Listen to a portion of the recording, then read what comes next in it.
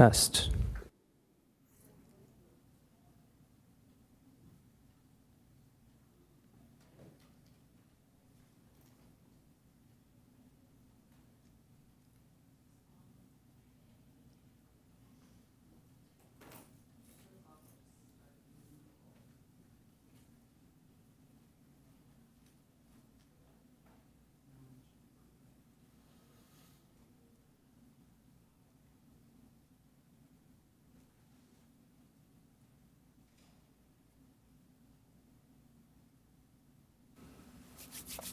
Everybody's so quiet. It's the countdown. You watching? All right. Okay, I'm gonna, Let me just make sure it's rolling. yeah.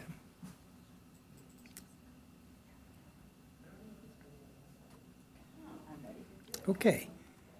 So before I start the meeting, I want to remind everybody, well, first off, we're still waiting for our bylaws to be approved.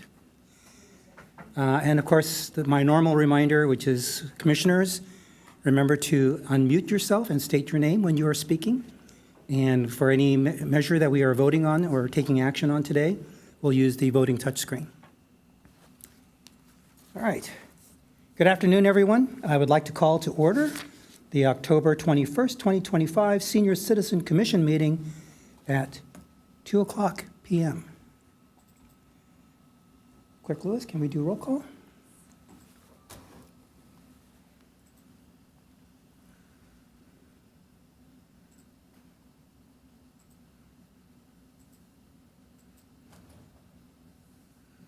Let the record show all commissioners are present except Commissioner Geiber and Martin, who are absent.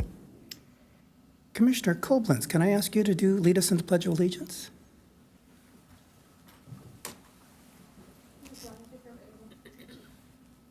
I pledge allegiance to the flag of the United States of America and to the republic for which it stands, one nation, under God, indivisible, with liberty and justice for all.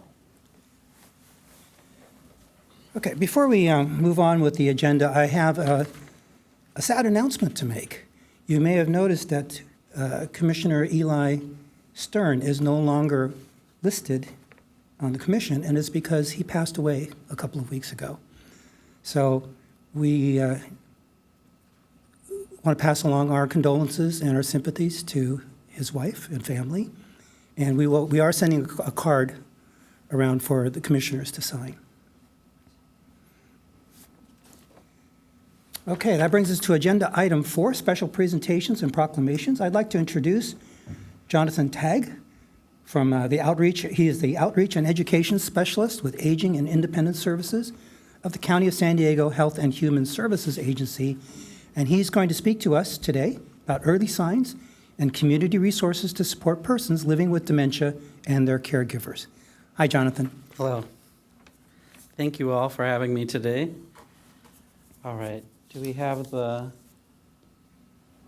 All right. Keeps me on track. Thank you all again for having me. My name is Jonathan Tagg. As you mentioned, I am an outreach and education specialist at Aging and Independent Services, but I'm also a social gerontologist with a master's in dementia and aging studies, so this is a topic that's very important to me. And I'm going to do it in 15 minutes, so we'll do our best, okay? Next slide, please. So one reason this is a very important topic right here in San Diego County is because we do have a large number of older adults compared to other places in the United States. We're projected here in 2030 that we will have well over 1.1 million people over the age of 60 here in our county. Next slide, please. And why this is so important is because that also means we're going to have more people living with dementia. So currently we have around 50,000 San Diegans who are living with dementia. We project that to be almost a tenth of our population here in about 20 years, in about 2050. So we're talking about almost 100,000 people living with dementia. So that's why this is so relevant for us to know about now, but also moving forward. Next slide, please. So here's just some facts. I've sort of already led to some of this, but we also have to consider that there are also many people who are unpaid caregivers of people living with dementia. So we're not only talking about supporting people living with dementia, but also those who are caring for them. Next slide. So one thing that we're doing at the county at Aging and Independent Services, for over a decade now, we've had the Alzheimer's Project, which is several things, but a few things to highlight is we have a clinical roundtable of some top physicians in the field, but also a care roundtable full of caregivers and professionals who are supporting them. And then we also do lots of public awareness and education. Next slide. So let's start with the basics. What is dementia? For those who are not familiar, it's an umbrella term that is talking about a collective of different symptoms that we often hear about, from memory loss, communication issues, thinking and reasoning skills. But there's actually over 100 different types of dementia. And we hear about Alzheimer's disease the most, and that's because it accounts for about 60 to 70% of the cases of dementia. There's also Lewy body dementia, vascular dementia, frontal temporal dementia, Parkinson's, and a mixed dementia are some of the other ones that we hear about more commonly. So despite what type of dementia, if you look at this picture, although it is a picture of Alzheimer's disease, what you're noticing in the brain are changes and deterioration. So depending on the type of dementia, it will be, it's going to look a little bit different. But as you notice, there's holes and gaps, and these are parts of our brain that have certain functions, such as our memory, our communication. And as the disease progresses, it can also start to affect how we function, how we breathe, how we eat, how we move. It is a progressive disease, though, so it will affect everyone a little bit differently. So if you met one person with dementia, you've met one person with dementia. Next slide. But what we're going to focus on is some signs that we can all look for in ourselves and the people that we care about, our neighbors, our community members. So I'm just going to go through the top early signs of Alzheimer's disease and other related dementias. One is memory loss. I think that is what we typically think about, is memory loss. But I'm sure if we did a poll right now, we all forget something almost every day. What did I do? Where am I going? Why am I in this room? Where are my keys? That's okay. But the key here is, does it disrupt your daily life? So when the memory loss is happening on a regular basis and it begins to disrupt your daily life, your daily routines, your relationships, how you're going about your daily activities of living. So the key there again is disrupt. And so if you're noticing that your memory loss is disrupting your daily life, that's when you would want to talk to your doctor. The next sign is challenges in planning or solving problems. So this can become difficult, especially with numbers, paying bills, solving every day that we do, we have to solve problems, even if they're minor problems. How, I cannot find parking, or what door do I go in? Or we have to solve and plan ahead. And so as if someone has Alzheimer's disease or related dementia, they will start to see challenges in this, and other people will start to see this as well. Especially with our third sign, which is in difficulty with our most familiar task. So there's things we do every single day, from brushing our teeth, getting ready in the morning, preparing meals, driving, things that we do every single day. And when you start to notice that people are having challenge of doing these tasks that they have been doing for decades and decades, imagine some of these steps are taken out of the brain. So if you're brushing your teeth and you're like, well, what do I do next? That's sort of what's happening, is your memory is taking out some of those steps that were so ingrained that you will notice when somebody is forgetting these familiar tasks. And it's not just aging. So the next one would be confusion with time or place. Again, if I did a poll right now and asked what day of the week it is, I'm not sure we would all get it right today, but it is Tuesday. But imagine if someone, it's not even about the day of the week. It could be that they think it is summer, or if it's winter, they think it's summer, or in the summer, they think it's winter, or a place. Often people living with dementia are looking for a specific place, often home. Like you might find someone, oh, I want to go home. Well, you are home. Well, that's not the home to them. They're most likely thinking of a home that they grew up in or raised their family in. So sometimes there's that confusion with time, and that could be, again, a season or even a period of time. They could be in a different decade or a place. The best thing we can do in these situations is meet the person where they are instead of arguing or telling them that they're wrong. The fifth one is trouble understanding visual images and spatial relationships. So a lot of people don't realize that dementia affects your vision. So imagine as the disease progresses that you will lose your peripheral vision. So you can imagine that makes it harder to drive, do certain tasks. Also, it might be startling if someone came into the room that you didn't know or touched you. So it also could be scary for some individuals. And there's also spatial relationships. So I always like to point out the carpet that I'm at.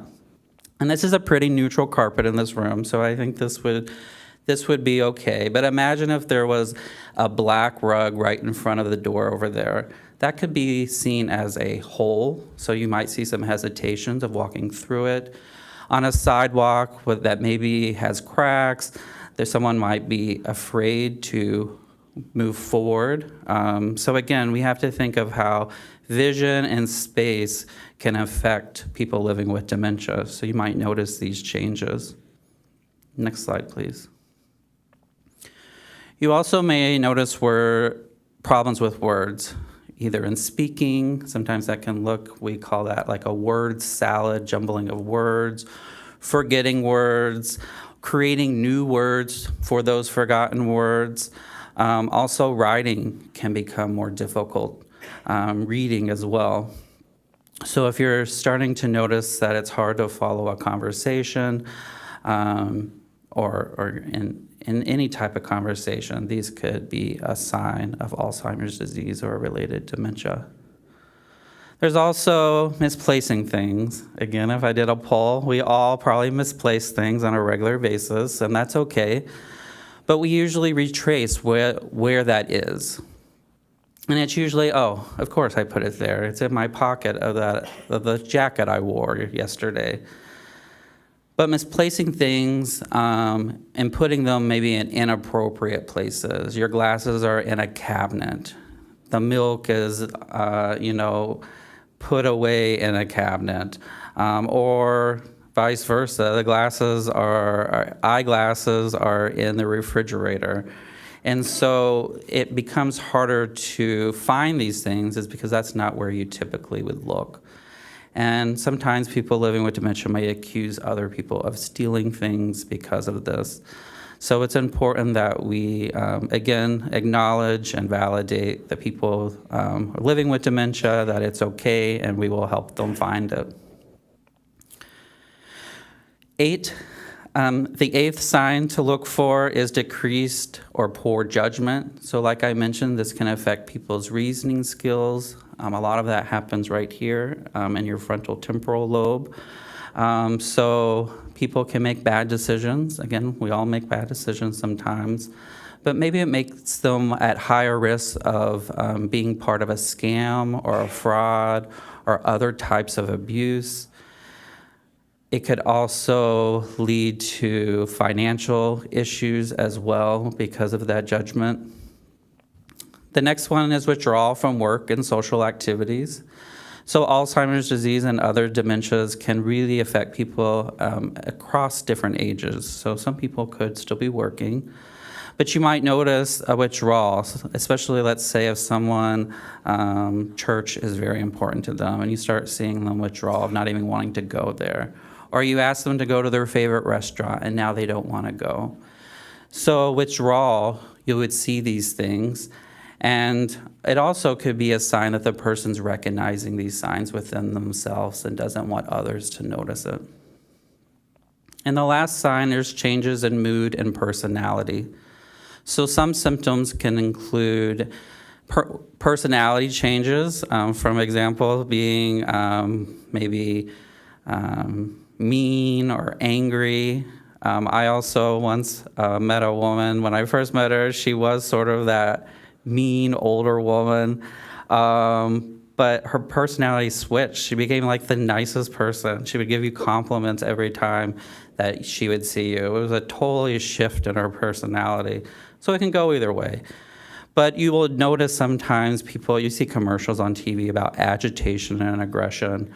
These are often signs of people not being able to communicate how they feel, so they might show agitation or frustration or aggression. So you may notice these things in others, and you would never see these personality traits in them. And this could be a sign of Alzheimer's disease or related dementia. So those are the signs that you can look for. Again, I could go in a lot more detail, but if you could go to the next slide. So what's important, though, that I hope everyone takes from today is that dementia is not part of normal aging, and not everyone will develop dementia. So though the 10 signs that I just talked about are usually the top 10 signs that people will notice first, these are not typical signs that you would see in aging. Dementia is also caused by diseases of the brain, and so that's one reason it's not part of typical aging. And we hear about Alzheimer's disease, again, the most because it accounts for a majority of the cases. We also learn that dementia is not just about having memory problems. It affects other parts of the brain and how we act, from thinking, communicating, and performing our daily tasks. It is possible to have a good quality of life with dementia, but that comes to us as community members and professionals and loved ones, making sure that they have that good quality of life and supporting them. And part of that is never forgetting that they're more than that, than their disease, their condition, that people living with dementia are still a very valuable part of our community. Next slide, please. So, if you notice any of these signs in yourself or others that you care about, or even a neighbor, the first thing to do is always consult a physician, starting with a primary doctor.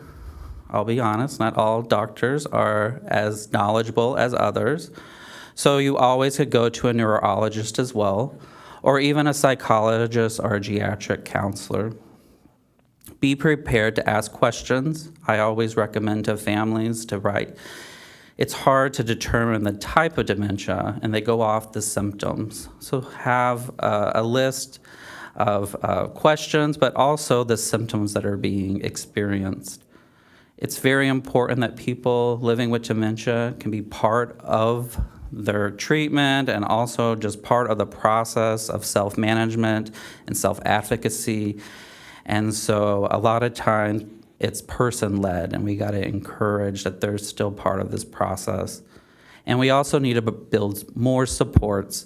I will talk about some resources here in a few probably, I think it's on the next slide, but it's so important that the people around them have the supports, and not only just the person living with dementia, but the caregivers and the families as well. Next slide.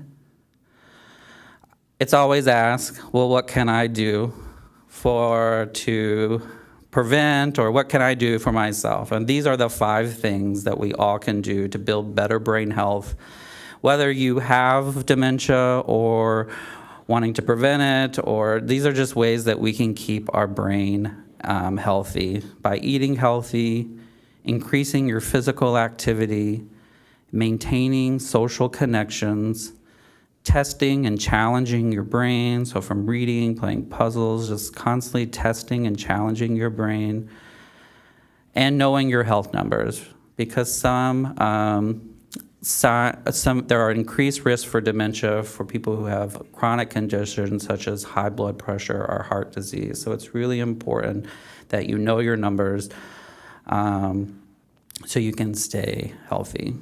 Next slide. So there's lots of resources that we have at the county, and one thing that you can do is just be prepared, whether you have a diagnosis or not. One is always plan for your advanced healthcare directives, so preparing early on with your family of what your decisions would be.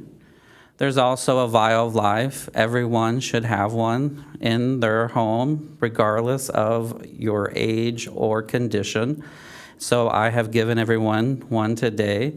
This is especially important for maybe someone living with dementia who couldn't communicate their medical condition, their medications, or who to call.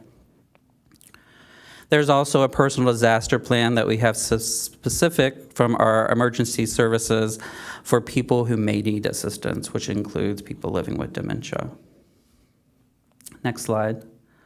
There's also 2 programs that we have through our Sheriff's Department, Take Me Home, which I did put a brochure in your all's packet.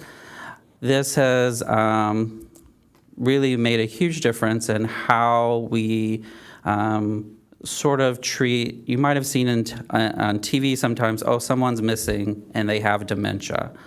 Well, this program helps with that, is when someone gets a diagnosis, if they sign up for the Take Me Home program, let's say someone goes lost in Encinitas, all the sheriffs, police department, everyone in that region, if that person goes missing, it would pop up automatically with their most updated photo.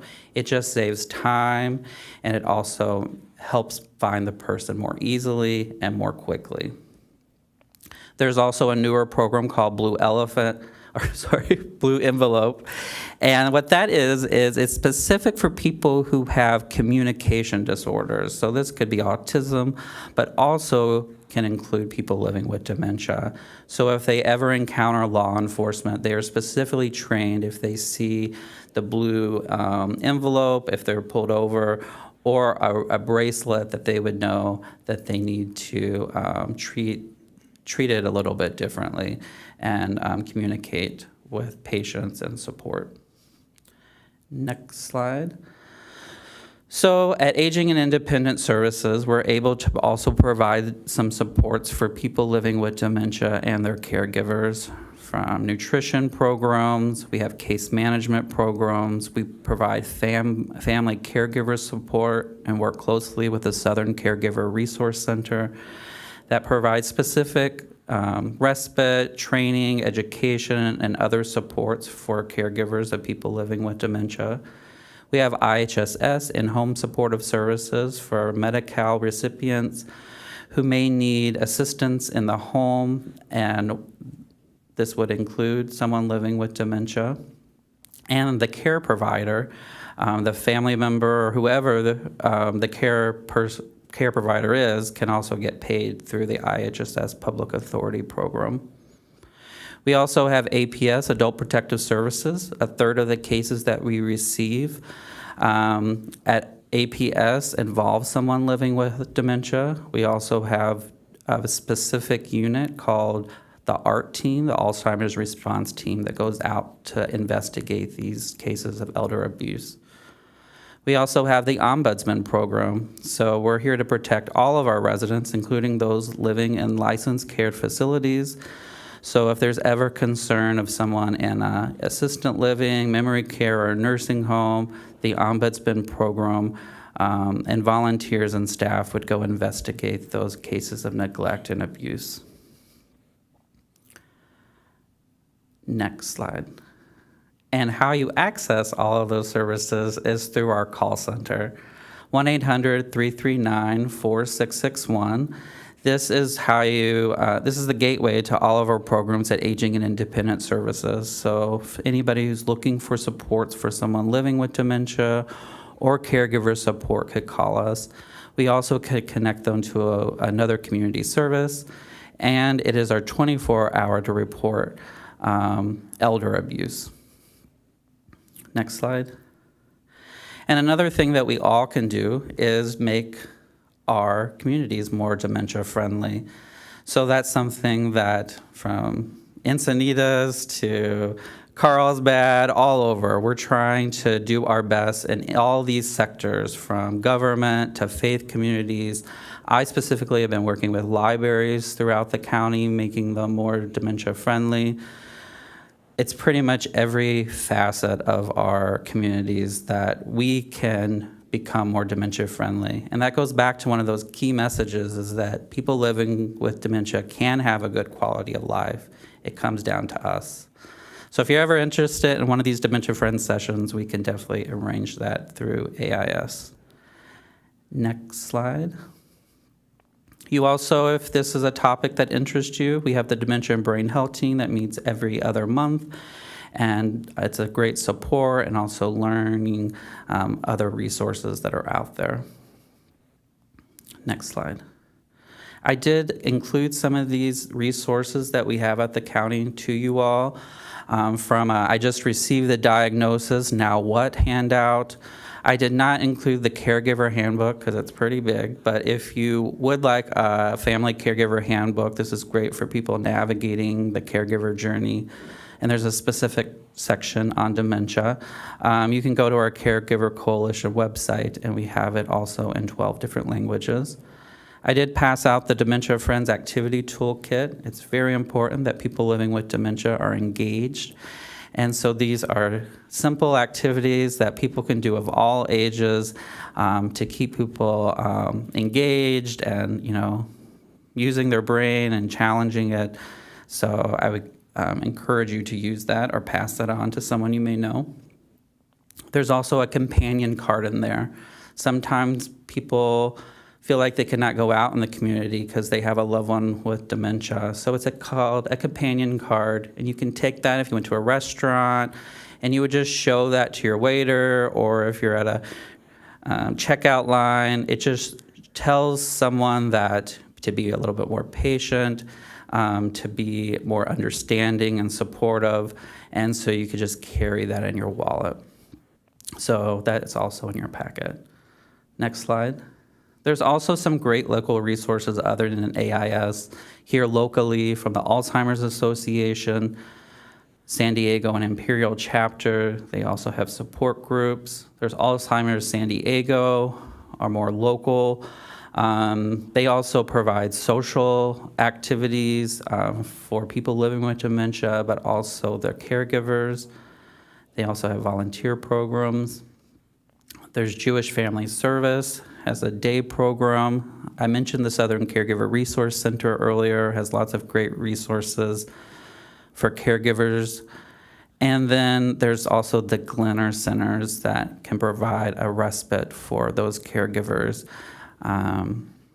Although I think there is one here in Encinitas, so there is one locally. That's it. Are there any questions? This is Commissioner Angel. First, let me start by saying, Jonathan, was such an amazingly thorough overview of dementia, as well as the resources available for those living with the diseases. So I want to thank you personally. I think it's definitely worthwhile for all of us to be knowledgeable about what this is, how it impacts us, and the fact that we're growing, we're getting grayer here, as I like to say, with our population. So it is, in fact, going to populate and impact. So thank you so much. You're very welcome.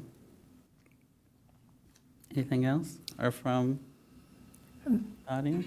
All right. Well, I just want to make one statement. This is Commissioner Hanwit, and I want to echo what Commissioner Angel had to say. And my mom, although this was quite a few years ago, went through all those 10 stages, which, they happen very slowly. And when you look back, you can say, oh, yeah, that was what was going on. So thank you for putting that all together in such a nice, concise, and organized manner. You're welcome. This is Commissioner Lang, and as someone who has family who are dealing with dementia right now, my wife is a caregiver for her mom, who's 91.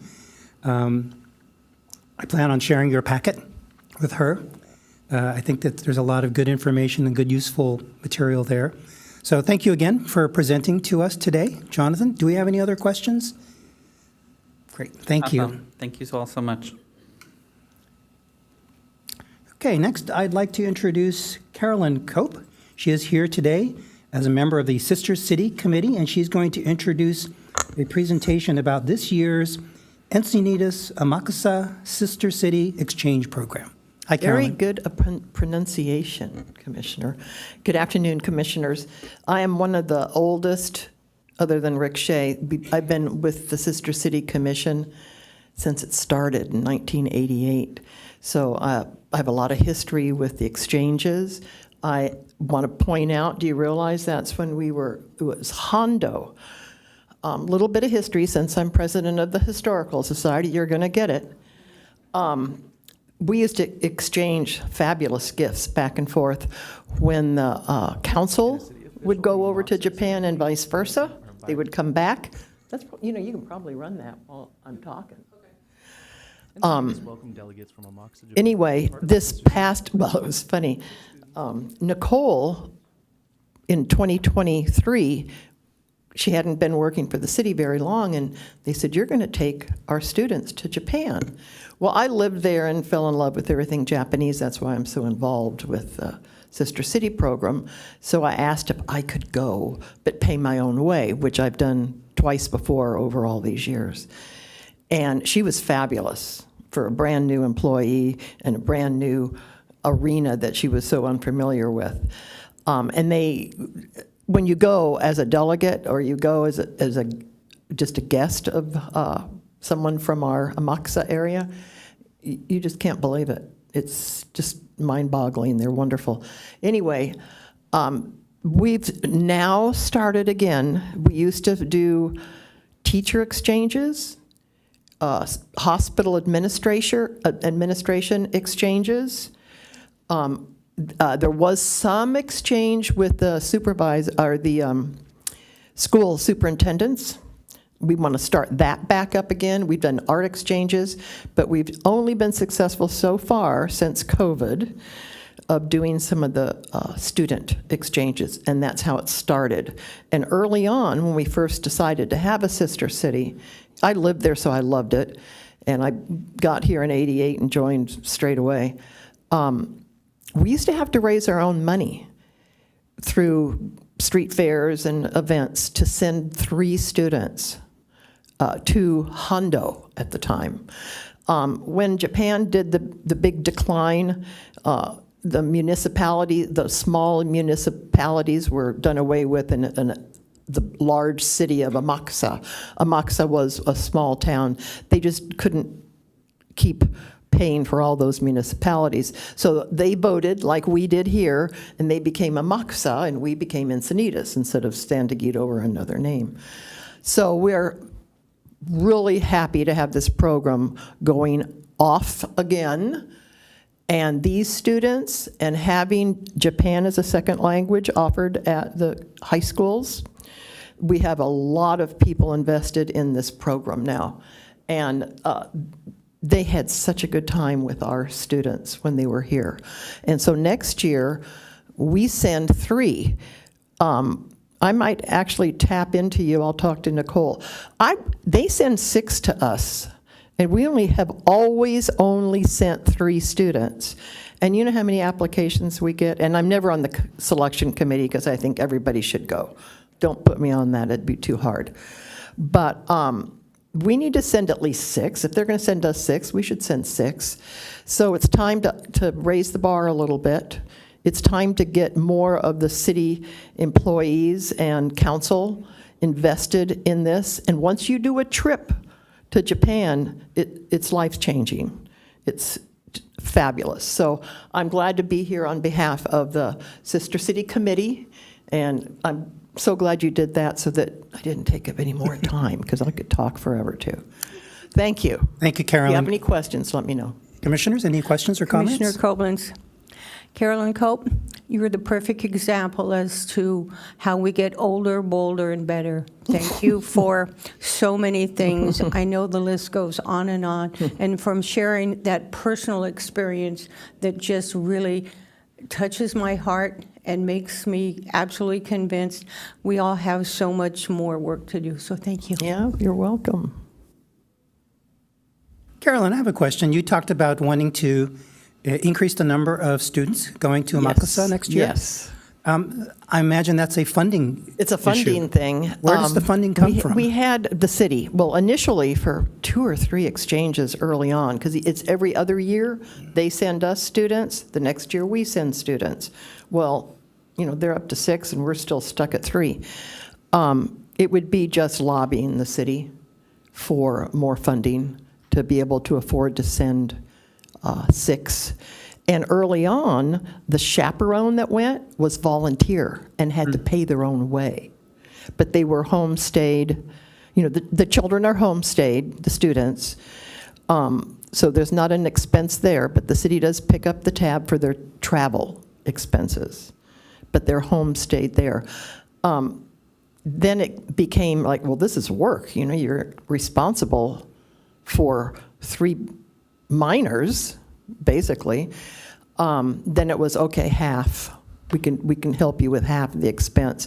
Now the chaperone is not only fully funded, but it's a city employee from Parks and Rec generally. So it's evolved, it's gotten better, but we need to start increasing the amount of exchanges with, the education system, the firefighters. Oh my God, I didn't tell you about that. They're crazy. They love doing it. Firefighters are a hoot and a holler anyway.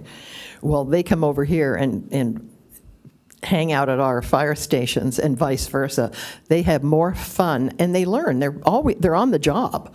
I mean, they're putting out fires both places. Literal fires, not just crazy stuff that we do. But we need to just kick it up another notch. But the program that Nicole put together for this exchange was fabulous. So I'm very happy to represent the Sister City program. Okay. Thank you, Carolyn. Okay, that brings us to agenda item 5, oral communications and possible direction to staff. Do we have any speakers today? No, there are no speakers for oral communications today. Okay, moving right along, agenda item 6, changes to the agenda. Any changes? Yes, there's a change to the agenda for item 4B, Carolyn Cope with the Sister City Committee, presented in place of Supervisor Nicole White on the Sister City Exchange Program. Okay. Agenda item 7, approval of the minutes. Do I hear a motion to approve the September 16th, 2025 regular meeting minutes? This is Commissioner Angel, and I make a motion that the September 16th minutes be approved. Okay, Commissioner Angel has made the motion to approve. Do I hear a second to the motion? Commissioner Koblenz to approve the September 16th, 2025 meeting minutes. Commissioner Koblenz seconds the motion. Let's go to a touchscreen vote to approve the minutes. I will abstain because I wasn't there.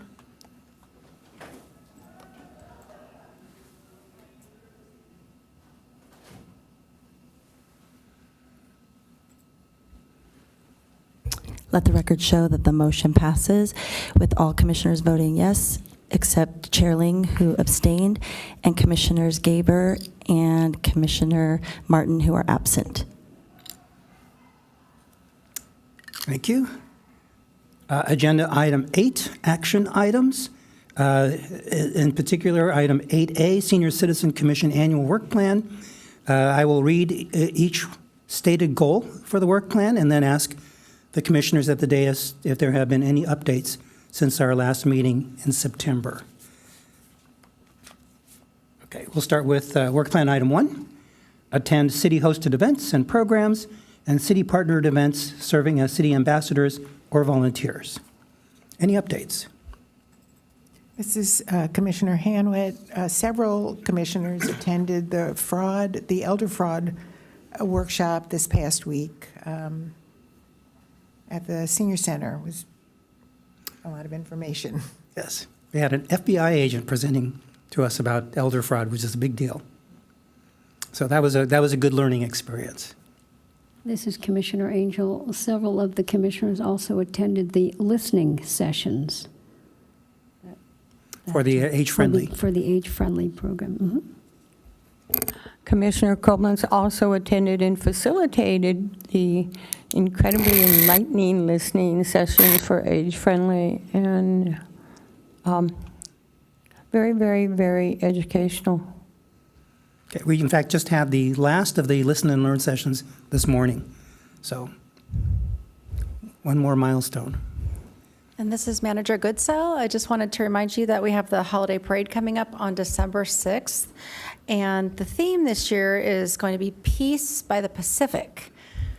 So you can be thinking of what you want to do with the classic vehicles that Commissioner Martin will be donating once again this year for you to ride down the parade route in. We'll also be joined by Lori Massey's senior class participants dancing their way down the parade route. And then the Grand Marshal this year is our senior award winner, Pastor Bill Harmon. Very good.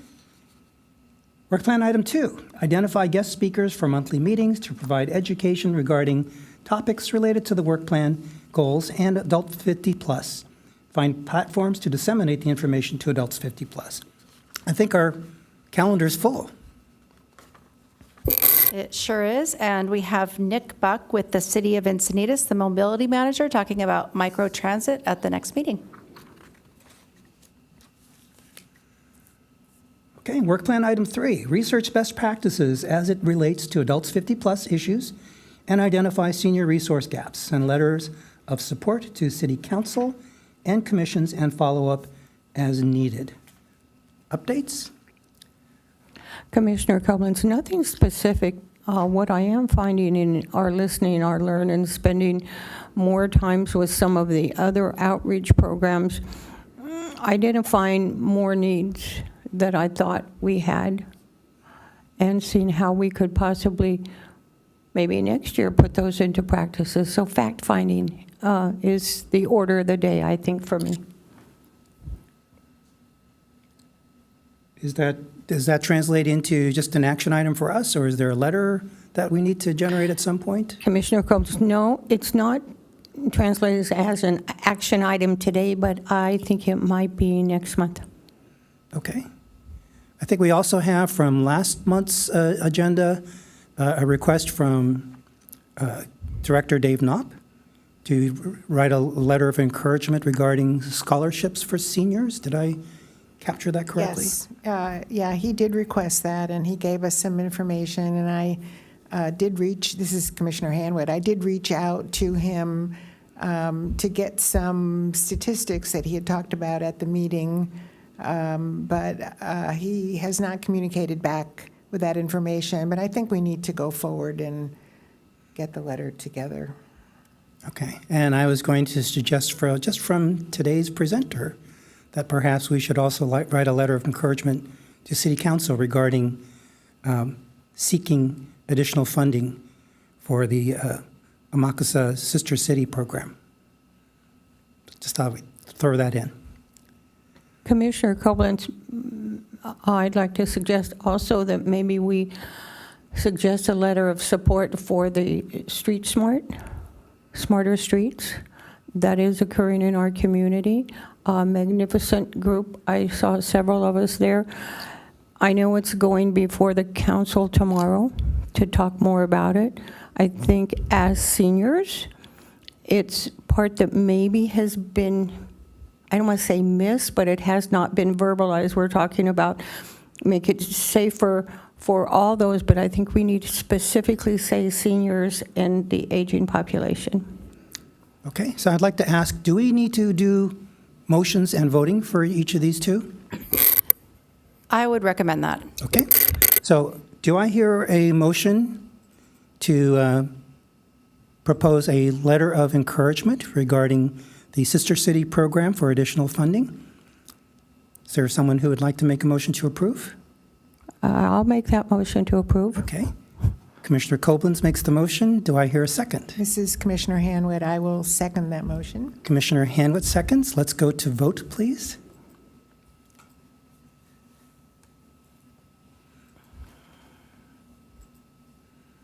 Okay,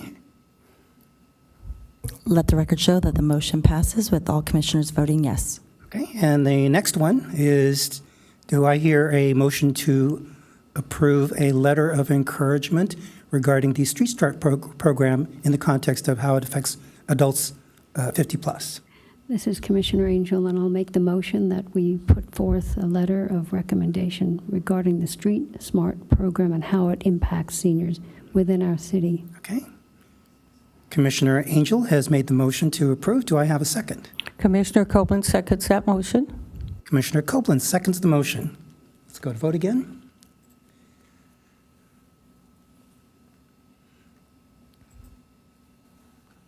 Let the record show that the motion passes with all commissioners voting yes. Okay. Thank you. Moving on. Work plan item 4, create new and sustain ongoing intergenerational programming in collaboration with the Encinitas Youth Commission with emphasis on generativity and community building. Any updates?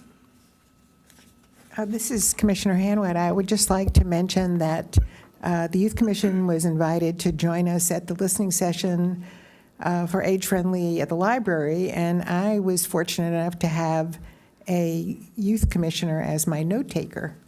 And she was very competent and very delightful to work with.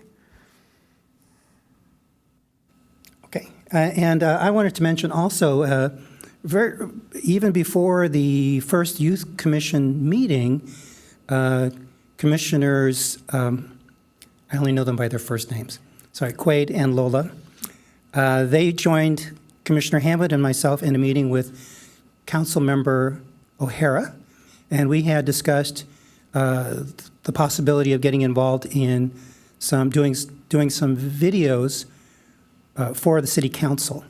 At the time, I had requested a written proposal because it's not clear to me how much editorial control we have over that content or whether or not we can even dictate what issues we want to cover in that video. So I'm still waiting for that. I understand there was a City Council meeting earlier this week, and they had discussed it, which is why I'm bringing it up now. Manager Hamer here. I just want to note that that's Chair Kelly and Vice Chair Hubble. Thank you. Just for the record, yes. And it was brought up again, and the Youth Commission is also waiting for further direction. Okay, great. This is Manager Goodsell. I did want to let the commission know that San Diego Academy, the crochet club there, is interested in partnering potentially with the Senior Commission to do an intergenerational program at either the Encinitas Community and Senior Center or potentially Pacific View Art Center. And this partnership would incorporate the club providing all of the supplies like the yarn, the needles, some volunteers, instruction, and teaching people how to crochet. So I wanted to find out if that would be something you would be interested in, participating in, helping maybe to promote, or perhaps be a check-in volunteer when the participants arrive, or participating in some way, and if you would be willing to do that either at Pacific View or the Senior Center. So this is Commissioner Ling, and I think you've already heard back from all of the ad hoc members for the intergenerational program. We are all in. So let's proceed with that as soon as we can. I know my Okay. wife personally is very interested in going, so. Thank you. And this is Commissioner Haywood. I just wanted to add that it also seems like a really great activity to present to Village Encinitas. We might be able to get some participants through the village that would be interested in doing that. Okay, great, thank you. Okay. Work plan item 6. Work in cooperation with staff and SDSU consultants to support the City of Encinitas Age-Friendly Initiative. And I think we've already heard that we've all participated in the very last listen and learn session this morning at Fox Point Farms. Any other comments, anything we'd like to add to that? Commissioner Copeland, I do just want to one more time commend the past commissioners and the present commissioners for their diligence and the work that this particular task force work plan item, I think, It's absolutely one of the most valuable things that we have gone down the road to make sure that our seniors and those seniors to come have what they need. Okay, thank you. This is Commissioner Ling. I wanted to mention, I have, as chair of the commission, I have a regular meeting every 6 months with Mayor Ehlers. And I had mine with him last month, and he was very interested in understanding how far we were along in the age-friendly program. One of the things we discussed was how to insert the task force recommendations for their action plan into basically the city council budget and general plan. And he had made some suggestions to me, in part getting involved, understanding the budget, understanding the general plan, and having something prepared in advance of their strategic planning for the next year's budget, which begins, I think, at the beginning of 2026. So we'll coordinate with staff and let them know what our thoughts are on that and what we plan on doing, and then we'll move right along. Commissioner Koblenz, we have reached out to another city that has completed their age-friendly to get some experience, some expertise, and some feedback. We have a meeting set next month, and we're really excited to see how ours and theirs, and again, standing on the shoulders of somebody that's gone through and actually had it approved. So we're excited about that. And this is Commissioner Hanway. We've also reached out to Israel Hernandez from the AARP, who has such a wealth of information about what all cities have done and how they've moved forward. So we have good support in that area, too. It's Commissioner Ling again. So I think you can see that this ad hoc group has been kind of busy and very, very, very much engaged in the age-friendly program. So thank you for getting us involved. Okay, brings us to Work Plan Item 7, explore grant funding opportunities based on community needs and survey results. Any updates? No? Any progress on the grant funding for the Safari Park field trip? I reached out to the foundation and waiting to hear back on that, but we are hopeful. Okay, we talked about that in the Listen and Learn this morning. Okay, Work Plan Item 8, continue partnership with the Encinitas Rotary Club and explore other Encinitas Service Club collaborations to recognize or promote the Senior Citizen Service Award. Any updates? This is Commissioner Angel, and the ad hoc did have a meeting scheduled with the representative from the Rotary. However, due to illness, we had to cancel that meeting, and it's still pending. At that time, we will discuss the next session and any documented changes that the Rotary representative may not be aware of. So it's still pending at this time. I will keep the commission up to date on our meetings. Okay, that brings us to Work Plan Item 9, receive explicit direction from City Council on the city's general plan, including the Climate Action Plan. Do we have any updates for that? This is Manager Goodsell. Our director, Dave Knopp, reached out to Jen Blees, who's the assistant to the city council, and an invitation has been sent to the mayor, and we're just waiting on confirmation. Okay, so hopefully in November. Great, thank you. Okay, I think that pretty much wraps it up for the work plan. That brings us to Agenda Item 9, informational items. Manager Goodsell, can you provide us with the Senior Center Operations Report? I sure can, thank you. 459 senior meals were served and 186 one-way rides were provided in September. There were 847 non-nutrition participants registered for programs in September, and that includes the 50-plus pickleball rally participants. So that's a new program that just recently started, and it's very popular. And it also, our next month's numbers will be a little bit higher too, because we had 76 people at the FBI fraud event, which was a good turnout. We have Creative Corner coming up in the lunch program, a pumpkin painting craft on October 23rd, and we have a Halloween themed party on October 30th. We will also be talking about What's the Buzz, the senior newsletter, on November 3rd at the lunch program, and have a birthday celebration on November 7th. There will be the televised senior commission presentation on November 10th, and last but not least, the bingo and stretch on November 13th. The Senior Center is offering another unbiased Medicare open enrollment presentation by HICAP. So if you want to better understand all the Medicare options and changes, you'll want to attend that presentation.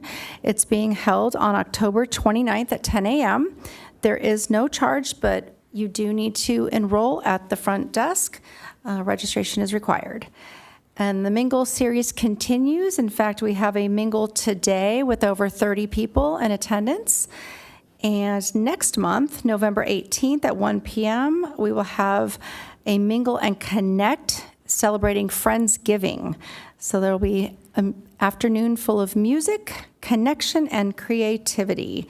There'll be a hands-on craft and an opportunity drawing. And that concludes my operations report. Thank you, Manager Goodsell. Manager Hamer, can you provide us with department updates? Manager Hamer here. As we've all discussed, the last Listen and Learn session was this morning, and our next step will be the action planning meetings, and those will be in January, February. We may be at the same locations, or we may change that slightly and maybe offer a different evening one. But most importantly, the San Diego State University Technical Services Group will be pulling together all that information and presenting that to City Council probably in May, so it will take a little bit of time for it to be finalized. And look forward, though, to all the information and unique details we've received from residents and people who love and care about Encinitas. For the center, we did have over 7,000 visits this past month. The gym had 874, and the banquet hall had 1,800 visits. So we've got a lot of people coming to the center, enjoying the different activities, adults 50 plus through camps. And right now our fall camps are in session. We have well over 100 children enjoying a wide range of activities from surfing to making sandcastles. And this Saturday, October 25th, is the Movie in the Park featuring the Hotel Transylvania. There'll be a lot of fun activities starting at 5 p.m., and staff are looking forward to a great evening of movie fun at Glen Park. That starts at 5 p.m. again. And also on Friday, October 31st, Halloween night, there will be a safe trick-or-treat at Pacific View Art Center and throughout downtown Encinitas, and that's 5 to 8 p.m. if you want to roam around and have some fun, visit the businesses, and enjoy some fun costumes. Thank you. Thank you, Manager Hamer. That brings us to Agenda Item 10, Commission Member-Initiated Agenda Items. Do we have any? There are none. Agenda Item 11, Future Agenda Items added by Commission members. If you note that if you want to add an agenda item for our next meeting, we need consensus of 2 or more commissioners. Any additions? No?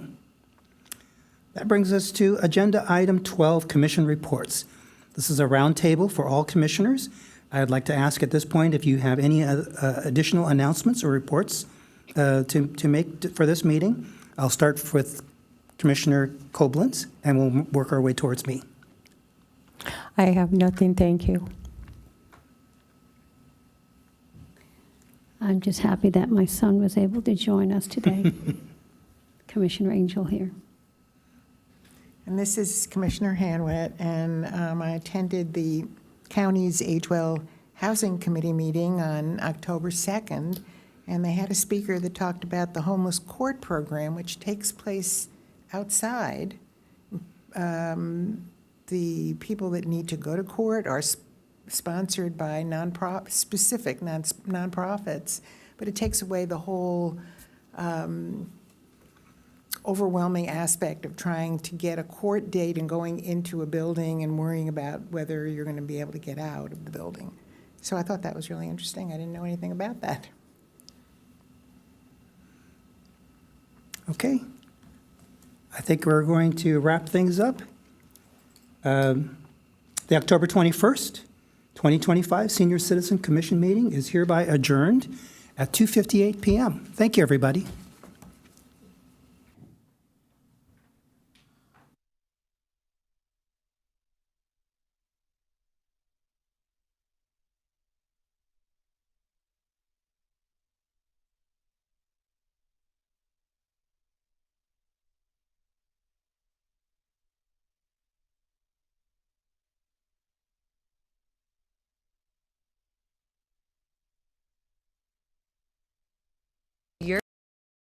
Is green and set an example for others to live sustainably.